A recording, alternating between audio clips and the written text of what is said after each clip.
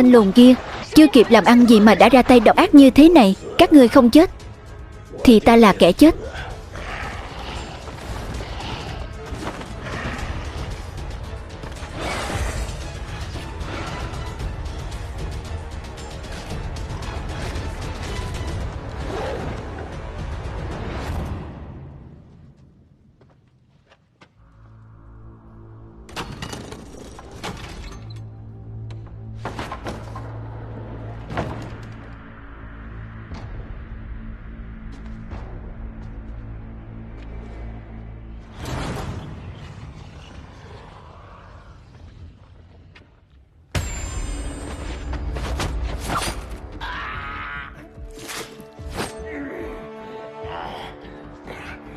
Không ngờ các ngươi vẫn còn sống.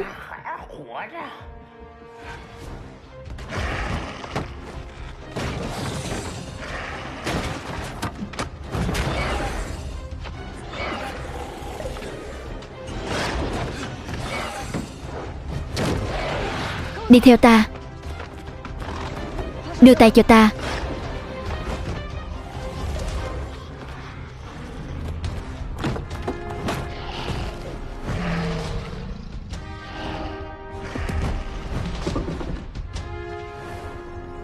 Vết tay máu.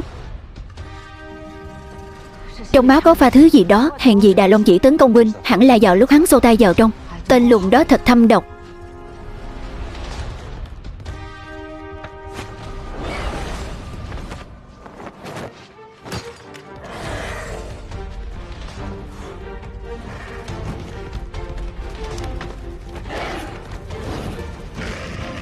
Thích thì cho ngươi thêm chút gia vị nữa.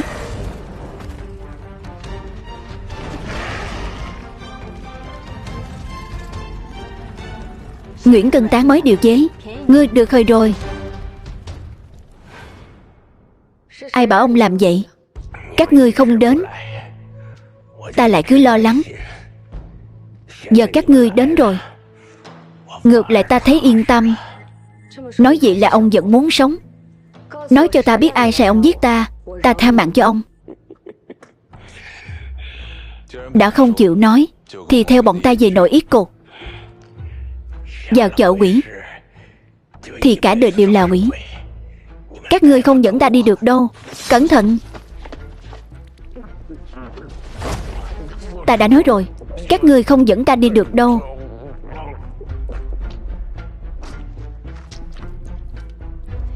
Huynh ra ngoài đợi ta trước. Ta còn muốn tìm một thứ. Không được, nhiều nhất là nửa khắc. Tìm được hay không ta cũng sẽ ra ngoài. Cẩn thận.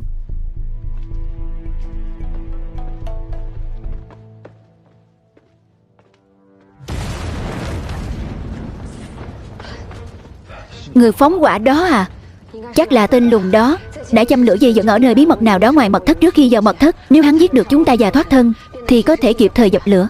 Nếu hắn không thể rời khỏi mật thất thì chính là đôi bên cùng chết. Rời khỏi đây trước đã.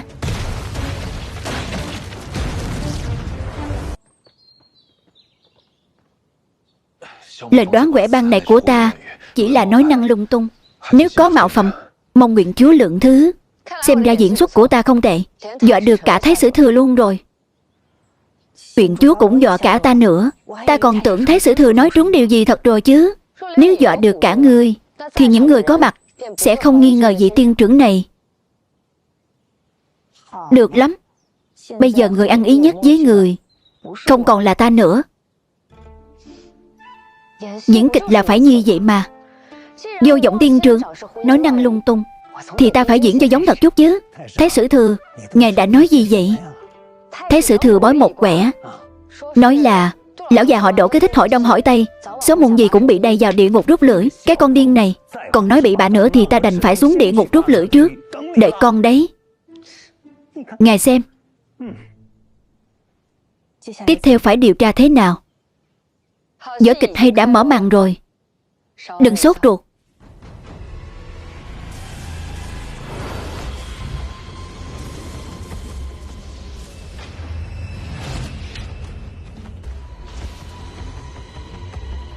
Ai vậy?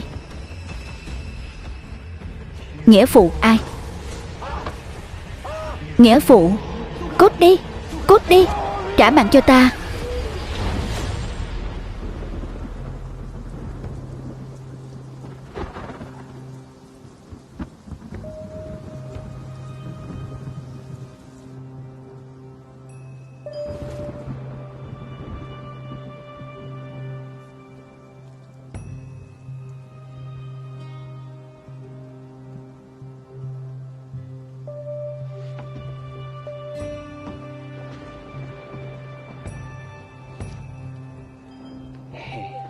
Cắn câu rồi ư?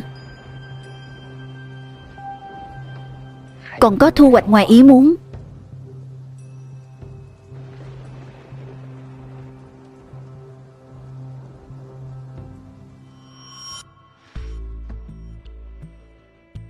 Ngụy trang sổ sách thành dạng này, Hồ Đặc đúng là lắm trò. Rất nhiều cung nữ từng mượn tiền Hồ Đặc, hơn nữa lãi suất cực cao. Bổng lộc hàng tháng của cung nữ vốn không trả nổi. Chẳng phải mấy người này trả hết rồi đây sao? Tên bị gạch đi, nhưng ghi chép phần thu không hề có tên những người đó. Tìm thấy rồi, tên của Hàm Tiếu cũng bị gạch đi. Chẳng lẽ thật sự là bắt họ làm công trả nợ? Để ta đi điều tra tung tích mấy người này. Tú Hồng Lâu và Tôn Phủ ngược đường nhau. Hôm đó Hồ Đạt hoàn toàn không có thời gian đưa sổ sách đến Tôn Phủ. Xem ra chắc chắn Tú Hồng Lâu có liên quan đến Tôn Chi Vọng. Ma, chủ nhân đừng sợ. Trong phòng không có gì bất thường. Gia nhân đã xem xét khắp nhà rồi, không có gì cả. Là Hồ Đạt. Hồ Đạt quay về rồi, mặt đầy máu, còn muốn cắn ta. Kiếm gỗ đào, bùa hộ mệnh của ta đâu? Mau, kiếm gỗ đào, bùa hộ mệnh, nhanh, nhanh. Chủ nhân, kiếm gỗ đào đây rồi. Rượu hùng quang, rượu hùng quang, rượu. Chủ nhân. Bên ngoài sấm chớp ầm ầm, khiến chủ nhân gặp ác mộng. Không phải nằm mơ. Đi, gọi vị tiên trưởng hôm nay đến đây cho ta.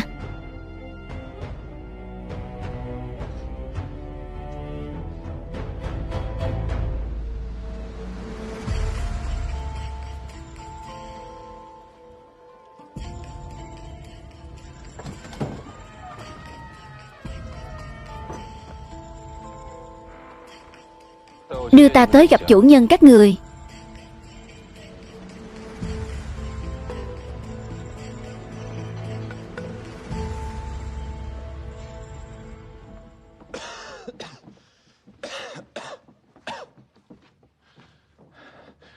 Hôm đó ở Tí Tiên Lâu đã tiếp đón không chu đáo, xin tiên trưởng đừng trách. Người chết và ông có ân oán cũ chiêu quá giải. Ta cũng là thuận theo sự chỉ dẫn của số mệnh mà đến. Tôn công không cần lo lắng.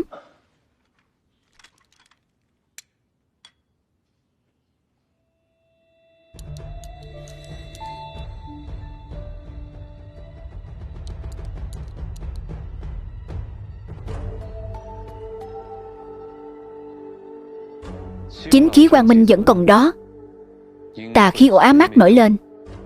Không này thì nọ ác không đúng. Oán hận lâu ngày lại sinh thêm. Lời này là có ý gì? Công việc làm ăn của Tôn công gần đây có chút rắc rối nhỉ? Cái chết của người chết không phải kiếp số trong mệnh của hắn, mà là vì Tôn công có sản nghiệp nào đó mang âm khí quá nặng, trấn áp khí vận. Đầu tiên là ảnh hưởng đến con cái, sau đó sẽ làm hại đến bản thân. Cần phải tìm được nguồn cội mới có thể phá giải điềm hung. Tiên trưởng có thể tính ra là sản nghiệp nào không?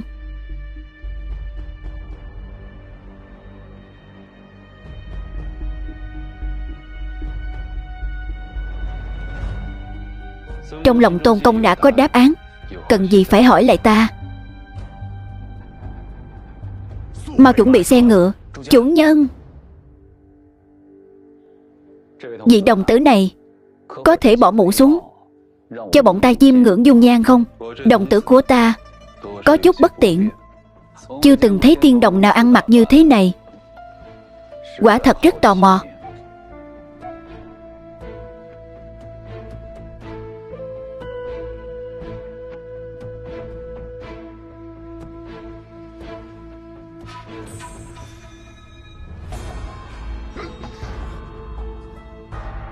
Đôi mắt của đồng tử bẩm sinh đã khác thường, không tiện cho người khác xem, làm kinh động Tôn công rồi.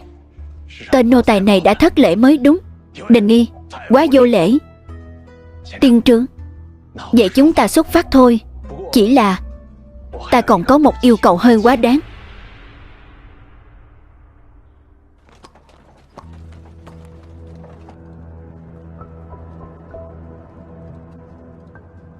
Việc che mắt hai vị tiên trưởng hoàn toàn không có ý bất kính.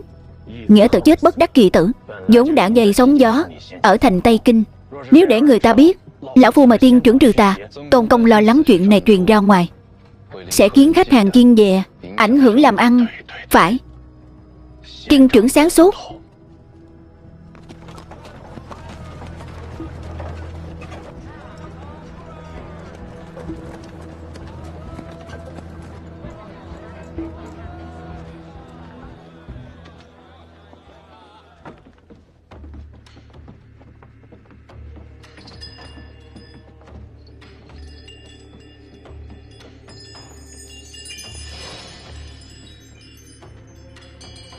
Tiên trưởng,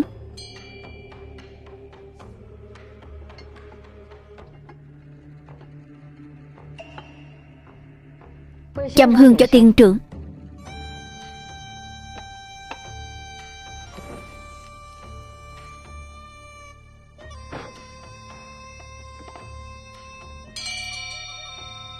Bắt đầu đi. Tòa nhà này khá lớn, mong tiên trưởng nhất định phải quét sạch tà ma thật tỉ mỉ, cẩn thận giúp lão phu, tuyệt đối đừng để sót chỗ nào. Yên tâm đi. Hai vị, mời.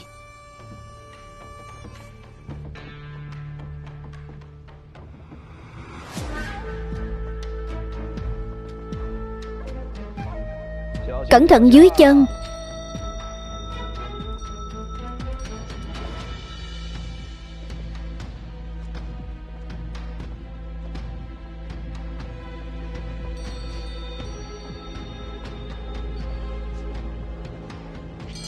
Đông 4.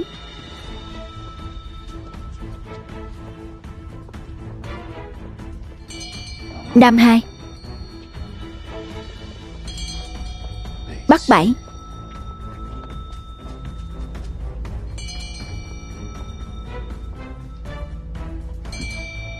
Đang đi đường vòng.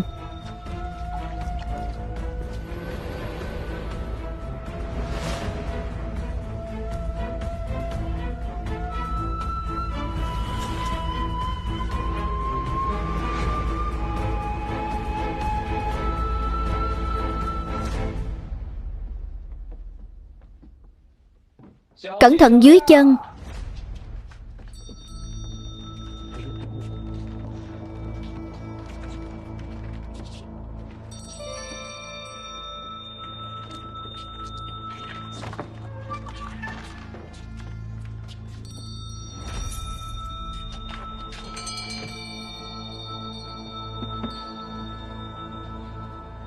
Trong phòng nhiều đồ đạc, hai vị cẩn thận.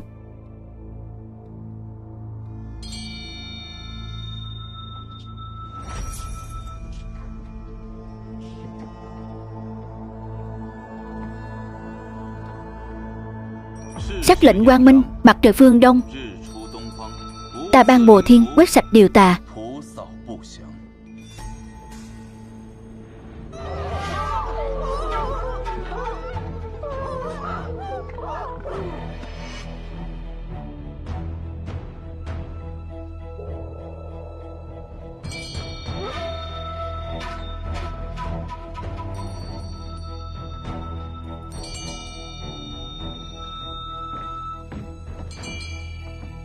Tiên trưởng, có gì khác thường không? Miệng phun hỏa diễm núi non, bùa bay trấn áp khí tà, bắt quái khắp nơi, bao đời kiếp, diệt trừ ôn dịch, nuốt kim cang, hàng phục yêu ma, quá hung thành cát.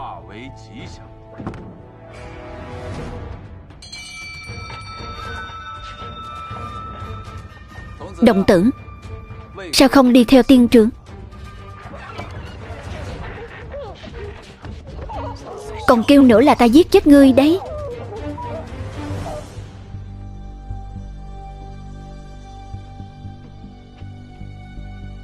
Tiên trưởng, hình như nơi này có tà ma. Tà ma đã diệt. Tiên trưởng, vậy chúng ta đi đến chỗ tiếp theo thôi.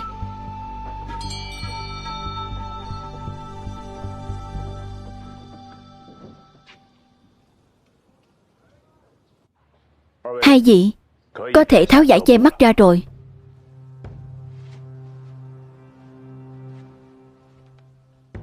Tiên trưởng, xin hãy nhận lấy. Ta kết duyên với Tôn Công, không vì tiền bạc, đừng tốn kém. Tiên trưởng phẩm cách cao đẹp, ngược lại khiến ta nơm nớp lo sợ, trong lòng bất an.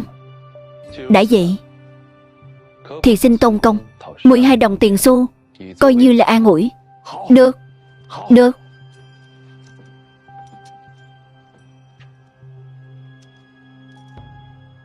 Tiên trưởng, xin hỏi tà ma đã được trừ sạch chưa? Còn thiếu một bước. Giờ dỗ tối nay là giờ tốt ngày lành. Tôn Công cần mở tiệc chiêu đãi khách quen, để lấy hỷ giải dựng. Như vậy mới được coi là hết sạch tà ma. Về sau ắt sẽ luôn thịnh vượng, thuận lợi, phát đạt dài lâu.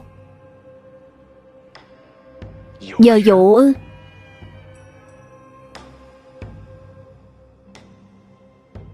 Xin nghe theo sự sắp xếp của tiên trưởng. Phiền Tôn Công chuẩn bị một gian phòng trống ở vị trí khôn tại tầng 1 cho ta. Trước giờ dụ, ta cần ở trong gian phòng đó, bố trí cúng bái. Đến lúc đó pháp sự trừ tà đánh họa, khai dựng chiêu tài, sẽ coi như hoàn tất. Đa tạ tiên trưởng. Cáo từ.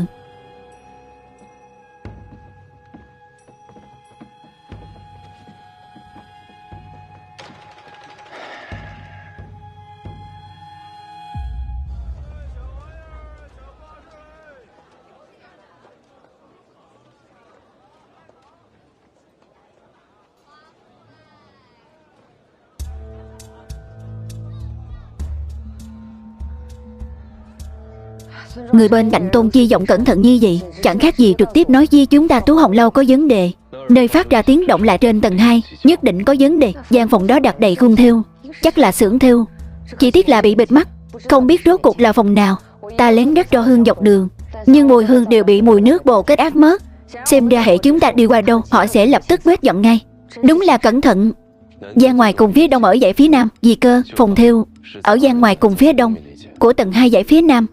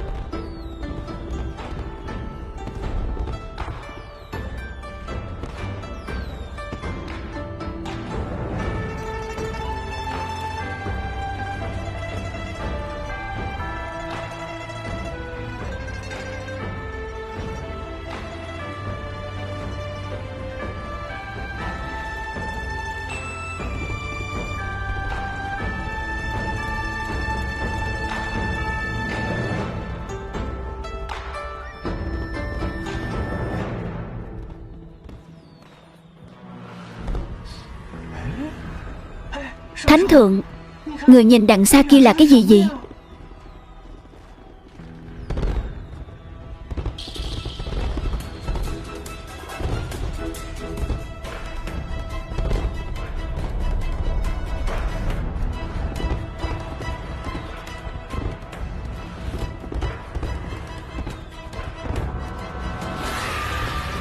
Dạ xoa,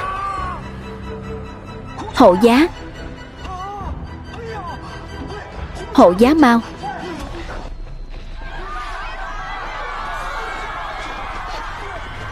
Thánh thượng, mau, mau lên, đi theo, mau, đi theo, mau.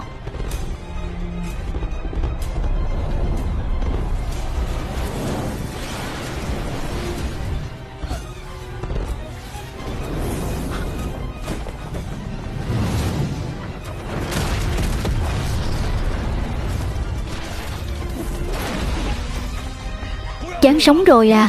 Để ta. Đừng qua đây, Bội Nghi.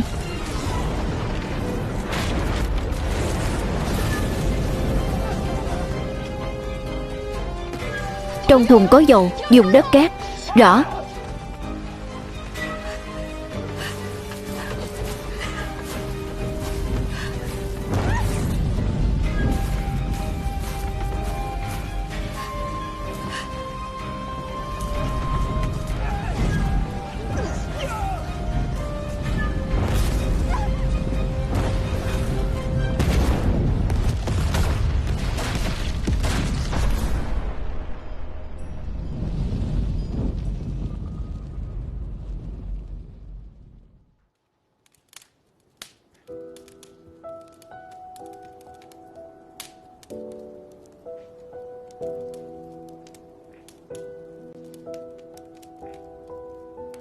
Huyện chúa, thi thể công chúa bị thiêu rụi quá nghiêm trọng. Trong lúc huyện chúa hôn mê, Thái thượng tự đã niêm phong hài cốt tại cung phụ. Đợi sau khi bắt được hung thủ, tra rõ chân tướng, sẽ tiến hành khâm liệm.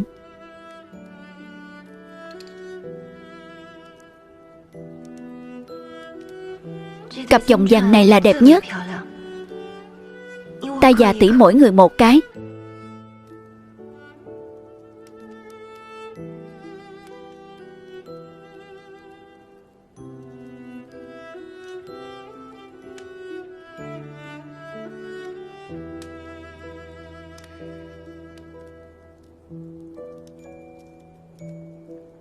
Thánh chỉ đến.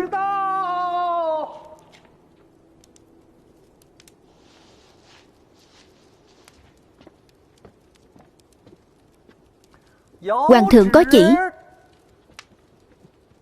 Tết Nguyên Tiêu, ngay trước mặt thiên tử mà hung phạm dám gây án, mưu hại công chúa, lệnh cho đại lý tự và nội ý cục nhanh chóng điều tra vụ án. Tiếp chỉ. Vụ án này để ta điều tra. Huyện chúa, người và công chúa Ninh Viễn xưa nay vốn thân thiết, hay là giao vụ án này cho người khác đi? Ta đã nói rồi, vụ án này để ta điều tra.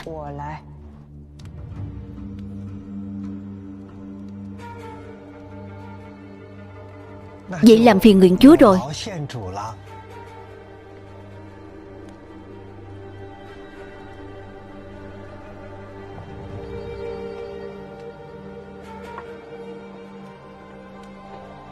Toàn bộ khách khứa, cung nhân có mặt đều không được phép xuất cung. Hỏi rõ hành tung trước và sau khi vụ án xảy ra mới được thả về. Rõ.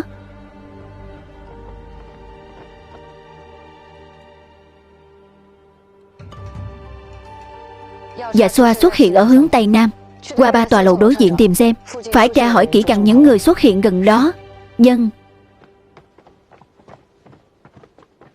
Huyện chúa, vị Lan quân này bị bắt ở hành lang phía Tây Nam. Khi Dạ Xoa bay qua, hắn đang ở ngay gần đó.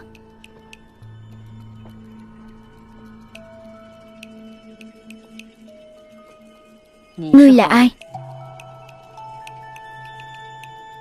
Tiêu Hoài Cận, Thái sử thừa ở Thái sử cục, bái kiến viện chúa Phúc Xương.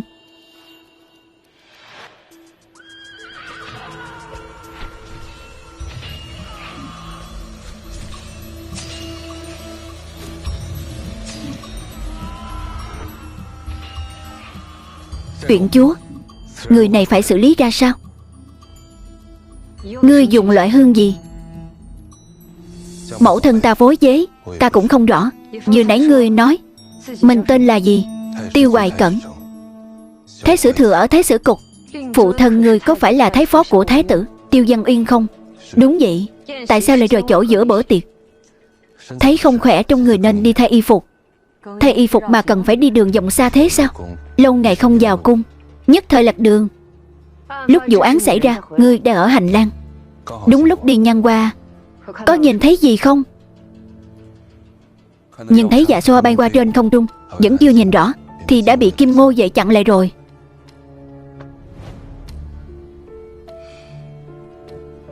Giấy diễm đăng, mật tông yên. Giấy bị đốt cháy. Đã đốt cái gì vậy?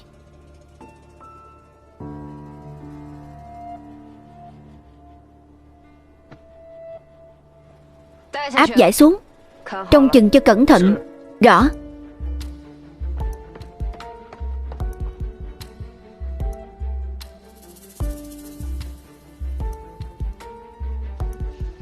Nếu huyện chúa muốn phá án, chi bằng đi tìm lửa trên đá dài dặn dưới gỗ.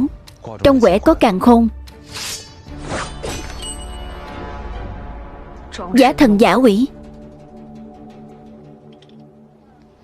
Giải đi. Rõ. Như ý các có điều bất thường.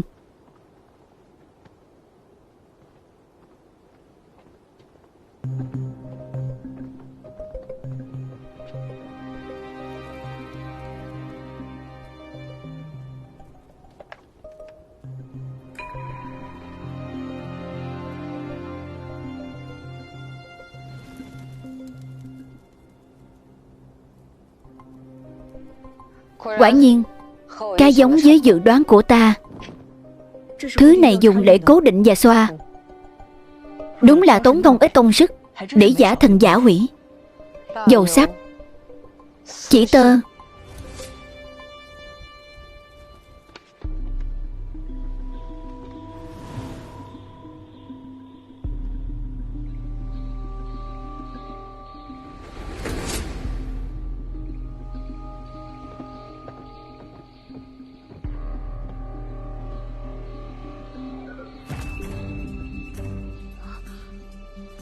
Quả nhiên, hóa ra chính thứ này đã kéo diều dạ xoa tới. Nếu ở đối diện cháy hết, dây tơ cố định diều bị đứt, cơ quan ở đây sẽ lập tức được kích hoạt. Có kẻ toan tính lâu ngày, muốn lấy mạng Uyển Thuận. Nếu muốn dạ xoa bay lên không trung khi công chúa múa, thì không những phải biết quy trình yến tiệc, giờ giấc công chúa xuất hiện, còn phải bố trí xong thiết bị từ trước, đồng thời thắp nến vào lúc thích hợp. Chắc chắn hung thủ có thể đi lại tự do ở trong cung. Khoảng nửa canh giờ là dầu sáp trên mái nhà có thể cháy hết. Khi xảy ra chuyện, yến tiệc đã diễn ra được khoảng 3 khắc, cho nên hung thủ bắt buộc phải bố trí xong thiết bị và thắp nến trước khi yến tiệc bắt đầu khoảng 1 khắc. Lúc yến tiệc bắt đầu, ta từng ở gác mái đằng kia nhìn thấy Thái Sử Thừa từ đỉnh Như Ý Cát đến vị trí mà huyện chúa nói. Cho dù là người có thân thủ cao cường cũng phải mất ít nhất 2 khắc mới đến nơi. Cho nên không phải là tên Thái Sử Thừa đó. Không phải hắn. Đỉnh Như Ý Cát là lửa trên đá. Nơi đây quả thật cũng có dàn dưới gỗ. Tên Thái Sử Thừa đó bói toán chuẩn vậy sao? Nhất định là hắn đã nhìn thấy gì đó.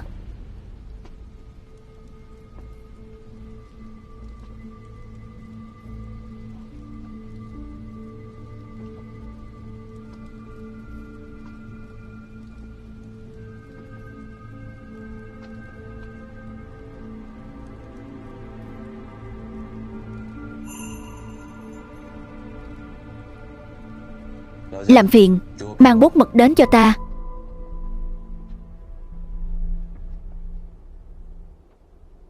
Diều bốc cháy lao về phía vũ đài, rồi làm bén lửa đèn lồng cung đình. Không, dạ xoa bắt lửa là để giả thần giả quỷ. Lửa trên vũ đài mới là thứ giết người. Đèn lồng không phải bốc cháy do diều.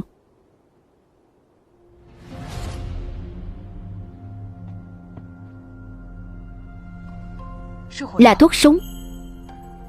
Thuốc súng này lẫn nhiều tạp chất, không giống loại mà quan lại trang bị, khả năng là hàng tự chế tạo, cho nên thời gian châm ngòi vũ đài cũng đã được tính toán kỹ từ trước. Nhưng đèn lồng phân bố ở 4 phía vũ đài, làm cách nào mới có thể châm ngòi cùng lúc huyện chúa? Vì Thái Sử Thừa bị giải đi lúc nãy bảo ta đưa cái này cho người. Hắn nói có thể giúp huyện chúa phá án. Huyện chúa phá án mà còn cần hắn giúp sao? Để ta thay huyện chúa, xem thử hắn muốn giở trò gì.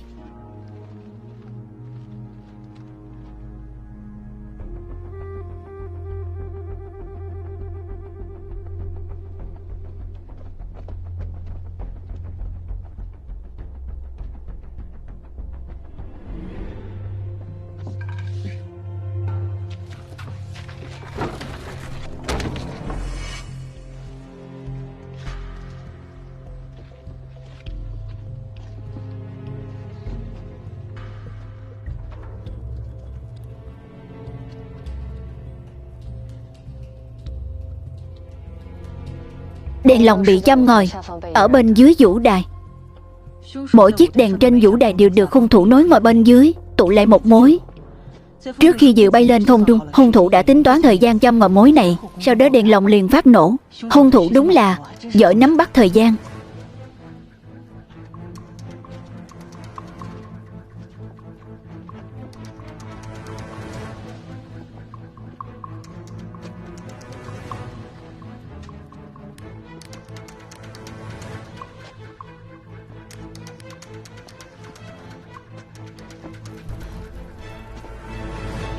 Bên trong toàn là nền đá, chỉ có khả năng để lại dấu dài trên nền đất ngoài cửa ngầm. Lão đại, ta sai rồi. Để ta đi tìm thêm. Không cần nữa, bọn họ lục soát quanh đây mãi. Dấu giày sớm đã bị giẫm loạn rồi. Vậy để ta tìm người in lại một nửa dấu giày này.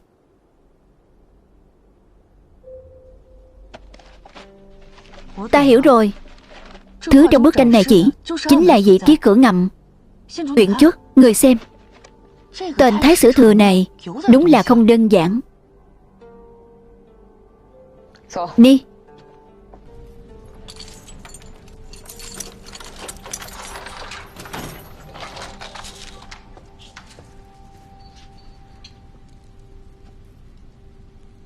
Cuối cùng Uyển Chúa cũng đến rồi. Đi theo ta. Uyển Chúa trả lại sự trong sạch cho ta rồi ư? Ta chưa từng nói là do ngươi làm.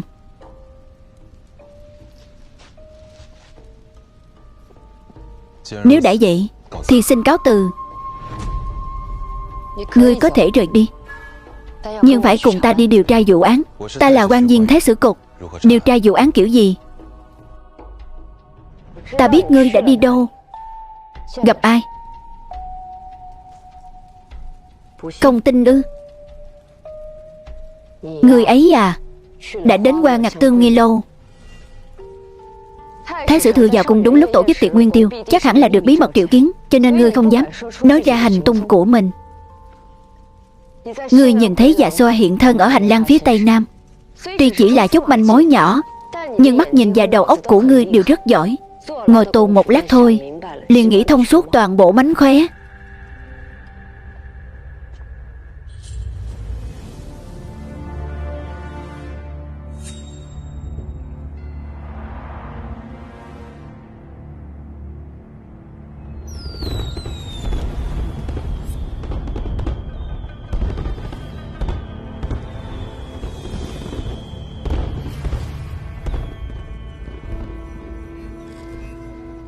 Quả thật là Tiêu Mẫu nhìn lướt qua, sau đó suy diễn ra. Nhưng những chuyện khác mà Uyển Chúa nói, thứ lỗi cho ta không thể tiết lộ. Nếu Uyển Chúa đã biết ta vô tội, hạ quan xin cáo từ.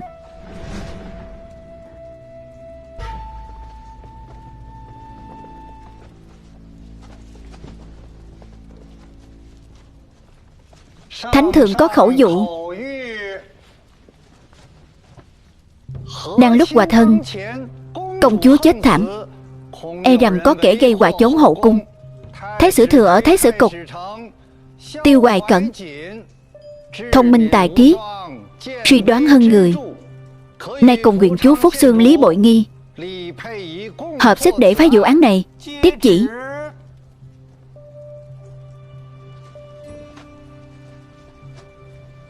Thái Sử Thừa, ngài có dị nghị gì với quyết định anh minh của Thánh Thượng không? Thánh Thượng còn đặc biệt ban cho một tấm lân phù, ngài có thể tự do ra vào Hưng Khánh Cung. Thần xin tạ ơn. Uyển Chúa, việc cấp bách trước mắt là nhanh chóng điều tra rõ vụ án này, đừng để công chúa âm hận nơi chính suối. Được.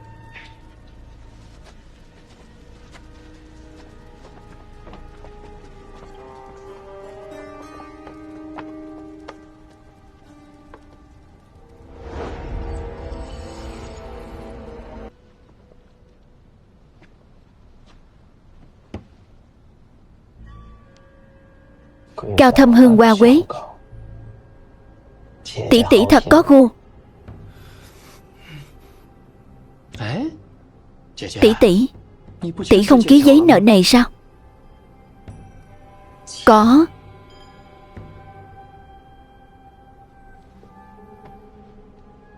Tỷ tỷ, sao tay run thế?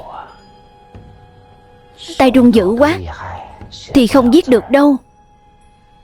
Để ta giúp tỷ.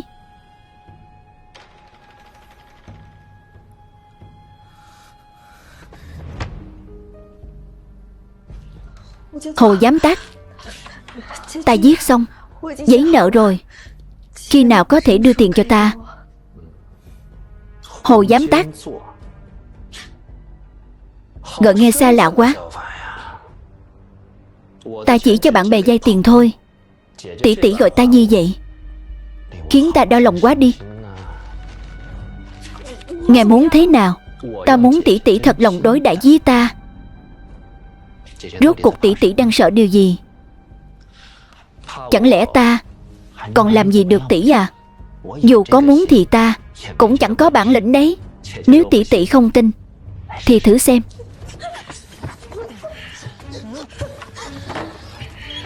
Không có mắt hả? Huyện chúa Phúc Xương, Hồ giám tác thật có nhã hứng. Hiểu lầm thôi. Gan to tày trời, đã bất kính với huyện chúa, còn dám bất hiếp cung nữ giữa thanh thiên bạch nhật. Cô nương đừng vu oan cho ta. Ta tưởng là kẻ nào không có mắt, không biết điều, nên mới mở miệng mắng người. Huyện chúa, người bao dung độ lượng, tha cho tiểu nhân đi. Giả lại, làm gì có ai ức hiếp cung nữ. Vì tỷ tỷ này đến tìm ta giúp đỡ, không cẩn thận làm rơi sách. Nói hưu nói dượng, ngươi đè lên người cô ấy làm gì? Cô nương đừng bôi nhọ thanh danh của người khác. Bích Nhu tỷ tỷ bị ngã, ta đỡ tỷ ấy vậy. Không tin thì cô hỏi tỷ ấy xem. Đừng sợ, cô cứ nói thật đi. Được rồi, Hồ giám đắc đã nói rồi mà. Hiểu lầm thôi. Ta có chuyện muốn hỏi hắn. Cô lui ra đi. Nô tỳ cáo lui. Bích Nhu tỷ tỷ, có phải tỷ quên mất chuyện gì rồi không? Hôm nay vì tỷ tỷ mà ta bị oan uổng quá chừng. Bẩm huyện chúa, nô tỳ đến tìm Hồ giám tác vay tiền. Vừa nãy nô tỳ không cẩn thận bị ngã. Hồ giám tác đã đỡ nô tỳ dậy. Xin huyện chúa đừng trách nhầm Hồ giám tác. Hiểu lầm được giải quyết rồi. Nếu huyện chúa có việc muốn hỏi tiểu nhân, vậy ta đứng dậy trước nhé. Ngươi...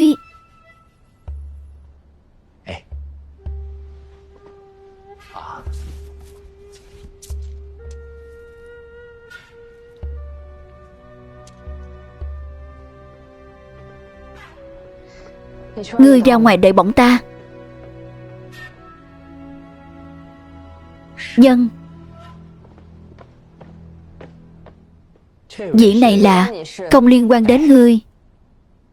Biết Hàm Tiếu không? Sao dụ qua trên tường, ai mà không biết đến cô ấy. Ngoài chuyện đó ra thì sao? Trước khi cô ấy xuất cung cũng từng được ta giúp đỡ. Là ngươi cho cô ấy mượn tiền chứ còn gì nữa. Trước khi xuất cung còn nợ một khoản lớn đấy. Cũng may cung đình phát cho kha khá trợ cấp, vậy mới vừa đủ để trả hết tiền gốc. Tiền lãi thì sao? Thì đành chịu thôi. Ngày nào ta cũng toàn làm mấy chuyện buôn bán lỗ vốn. Buôn bán lỗ vốn thì sao phải làm. Ta có lòng tốt đó. Đều là người mệnh khổ cả, gặp lúc khó khăn cũng phải giúp đỡ một tay chứ, phải không? Tốt bụng thật.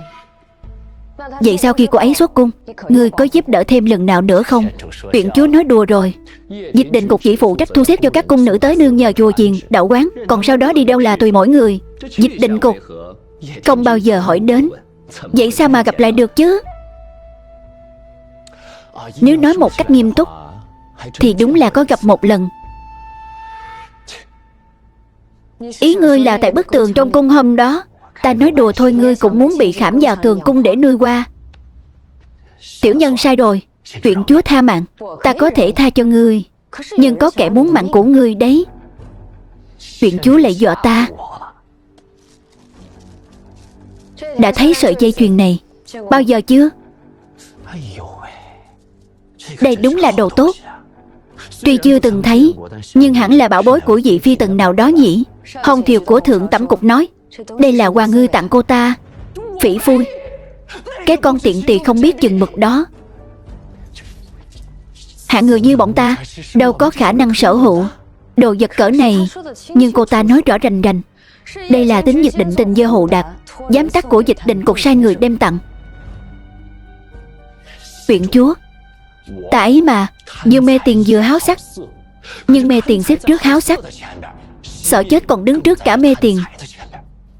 Huyện chúa cứ việc đưa cô ta đến đối chất với ta, cũng để cô ta nhận diện từng nội thị một trong dịch định cục, tìm ra kẻ trung gian mà cô ta nói đến. Giờ cũng không còn sớm nữa. Gần đây vì vụ án của Hàm Tiếu cô nương, Thánh thượng khai ân, sắp cho một lứa cung nữ nữa xuất cung. Nô tài còn rất nhiều việc phải làm, không thể tiếp chuyện hai vị nữa. Xin lượng thứ, lượng thứ. Vậy nếu Hồ giám đốc nhớ ra được chuyện gì thì đừng quên đến nội yết cục tìm ta. Dĩ nhiên sẽ phối hợp với huyện chúa điều tra phá án. Ngươi không thích đọc sách, tại sao lại bày biện nhiều sách như vậy?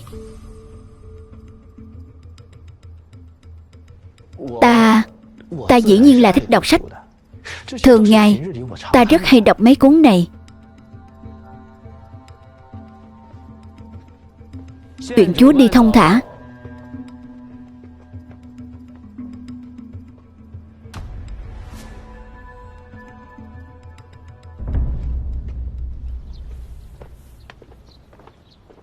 Lần này Hồ Đạp phải xuất cung làm việc. Thái sử thừa cũng để ý thấy xe ngựa của Hồ Đạp đã được lắp dây cương. Ta vừa kiểm tra rồi, khu nhà hắn ở không có ngải cứu. Trong phòng hắn đốt hương nhã nhặn, không thèm dùng ngải cứu đâu. Có kẻ cố ý đổ cái chết của Hàm Tiếu lên đầu Hồ Đạp. Đáng đời. Hắn như thế, đến ta còn muốn đánh cho một trận, chắc chắn đắc tội không ít người. Cho người ta mượn tiền gì chứ? Chẳng qua là cho vay nặng lãi, thu tiền lại cắt cổ. Ta phải điều tra xem một giám đốc tổng cửu phẩm như hắn lấu đâu ra lắm tiền thế. Tầng thứ 3 trên giá sách của hắn có một cuốn lễ ký. Nếu có thể lấy được, có lẽ trong đó sẽ có manh mối. Lễ ký, cả giá sách chỉ có cuốn đó được lật dở. Ta nghĩ hẳn sẽ không gì. Hắn thích đọc đâu. Thái sử thừa về trước đi. Việc theo dõi Hồ Đạp không phiền đến Thái sử thừa nữa. Hôm nay không cần trực đêm. Ta đi cùng huyện chúa.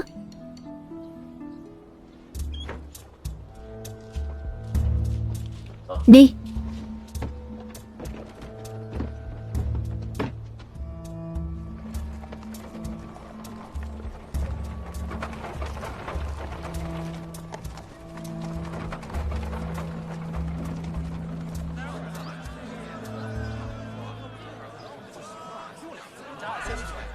Đến rồi, khách quan.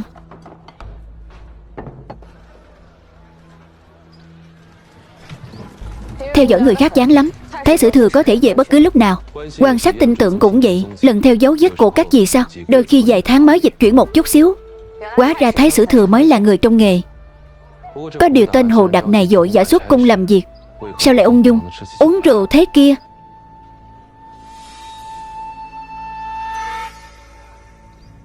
Không đúng.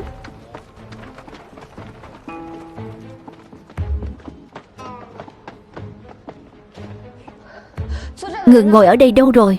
Ta không thấy. Tử lâu có cửa sao không? Không có.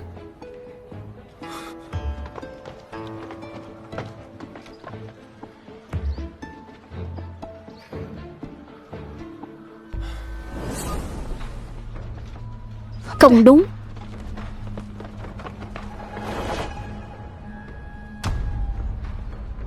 Chiếc xe đó.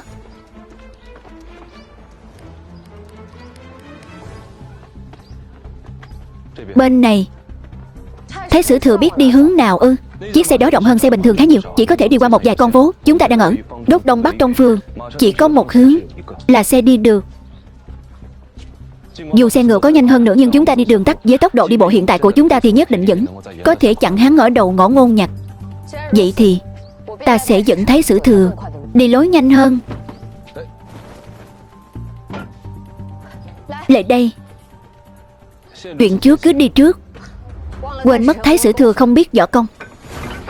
Quan sai làm việc mượn người dùng tạm.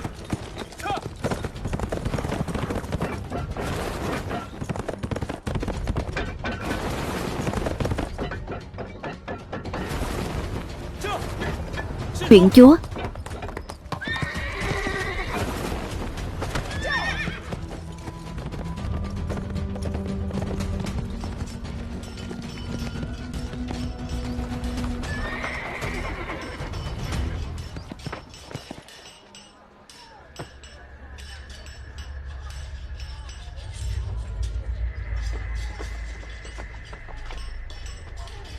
Bán gà đây. Gà trống to đây. Bán gà đây. Kẻ nào hắt nước bẩn hả? Ra đây cho ta. Con mắt nào của ngươi nhìn thấy là ta hắt? Nước bẩn từ tiệm bà hắt ra. Không phải bà thì là ai? Bà nhìn cả người ta xem, đừng tiền đi. Mắt mũi mù mờ lại còn da mồm. Cái đồ không có lương tâm. Ai không có lương tâm? Ảnh hưởng ta buôn bán, để coi chừng bắt ông đền tiền đấy. Cút hơi chết đi được. Ông không đền nổi đâu. Bà không. Lan Quân, cãi nhau cái gì đấy? Mụ ta không đền tiền, ngài phải phân xử cho ta. Là ông ta thì có rồi. Lan Quân, cút về.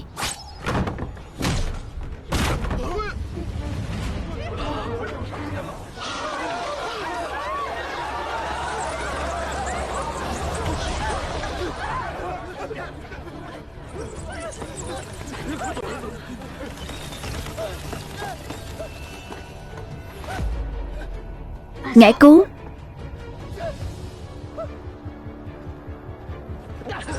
Cứu mạng. Cứu mạng. Người đâu? Cứu mạng. Tránh ra.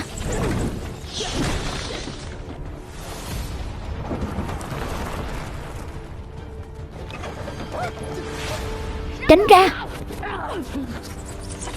Đừng động đậy.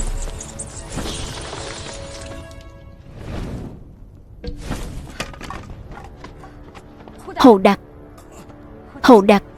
Hồ Đặc. Hồ Đặc. Bán gà đây. Kẻ tán tận lương tâm nào hắt nước bẩn thế hả? Con mắt nào của ông nhìn thấy là ta hắt? Không phải bà thì là ai? Gà của ta sắp ảnh hưởng tới việc làm ăn của ta. Ta bắt ông đền tiền ấy cút. Thế gà của ta thì tính sao? Cút mau.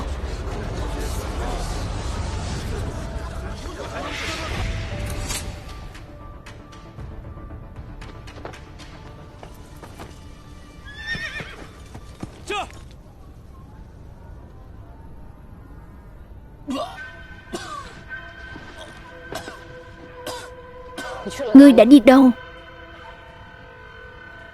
Có kẻ muốn giết ngươi. Ngươi không muốn biết là ai ư? Bao kẻ muốn ta chết. Ai biết là con nợ nào không muốn trả tiền. Ngươi cho vay nặng lãi trong cung. Tiền ở đâu ra? Kẻ giết ngươi không phải người ngươi đắc tội, thì là người ngươi dựa vào. Bây giờ ngươi chỉ là kẻ thế mạng mang tội giết Hàm Tiếu mà thôi. Ta không có. Ta không có. Ta...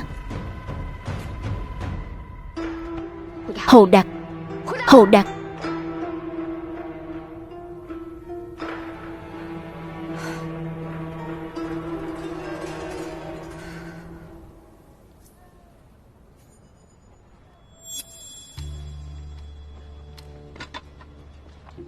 Phu xe bị đập trúng đầu, chết ngay tại chỗ. Ta nghe dân chúng đứng xem nói là Hồ Đạt bị dơi cắn chết. Không phải hắn bị cắn chết, mà là trúng độc dơi mà chết. Huyện chúa, thứ này là nhặt được ở bên cạnh. Sao dơi lại vô cớ tấn công người giữa ban ngày ban mặt? Trên người Hồ Đạt có mùi cỏ linh lung, cho nên mới khiến đàn dơi nổi cơn điên. Cỏ linh lung, thứ hương trong phòng hắn ư? Không, quần áo hắn có dính bột cỏ linh lung. Có kẻ nhân lúc hỗn loạn đã rắc lên. Nhưng nhiều dơi như vậy thì giấu ở đâu được cơ chứ?